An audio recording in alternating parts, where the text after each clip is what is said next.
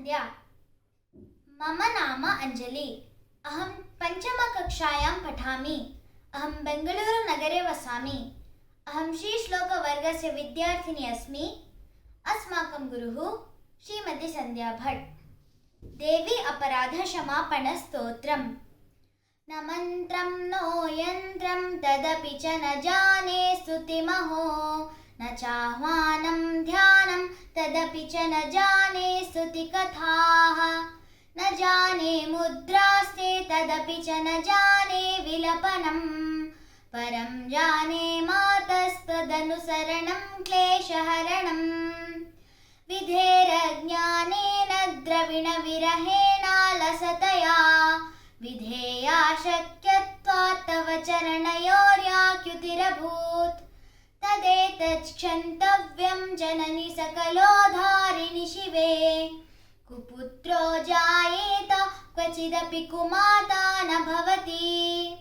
पृथिव्यां पुत्रास्ते जननि बहवः सन्ति सरला, परं तेषां मध्ये विरलतरलोऽहं तव सुतः। मदीयोऽयं त्यागः समुचितमिदं नो तव शिवे, कुपुत्रो जायेत क्वचिदपि कुमाता न भवति। जगन्मातर्मातस्तव चरणसेवा नर्चिता, न वा दत्तं देवि द्रविणमपि भूयस्तव मया। तथापि त्वं स्नेहं मयि निरुपमं यत् प्रकुरुषे, कुपुत्रो जायेत क्वचिदपि कुमाता न भवति। परित्यक्त्वा देवा विविधविधसेवा कुलतया, मया पञ्चाशीतेरधिकमपनीते तु वयसि। इदानीं चेन्मातस्तव चरणसेवा नर्चिता, न वा दत्तं देवि द्रविणमपि भूयस्तव मया। चिताभस्मालेपो गरलमशनं दिक्पटधरो, जटाधारी कण्ठे भुजगपतिहारी पशुपतिः।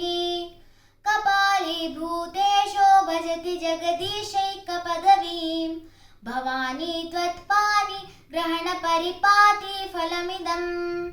न मोक्षस्याकाङ्क्षा भवविभववाञ्छापि च न मे, न विज्ञानापेक्षा शशिमुखि सुखेच्छापि न पुनः। अतस्त्वां संयाचे जननि जननं यातु मम वै, मृदानि रुद्राणि शिव शिव भवानीति जपतः। नाराधितासि विधिना विविधोपचारैः, किं वृक्षचिन्तनकरैर्न कृतं वचोभिः। श्यामे त्वमेव यदि किञ्चन मय्यनाते, धत्से कृपामुचितमम्ब परं तवैव। आपत्सुमग्नः स्मरणं तदीयं, करोमि दुर्गे करुणाणवेशी। नैथच्छ तत्त्वं मम भावयेथाः, क्षुधातृसार्थः जननीं स्मरन्ति। जगदम्ब विचित्रमत्र किं, परिपूर्णा करुणास्ति चेन्मयि। अपराधपरम्परावृतं, न हि माता समुपेक्ष्यते सुतं।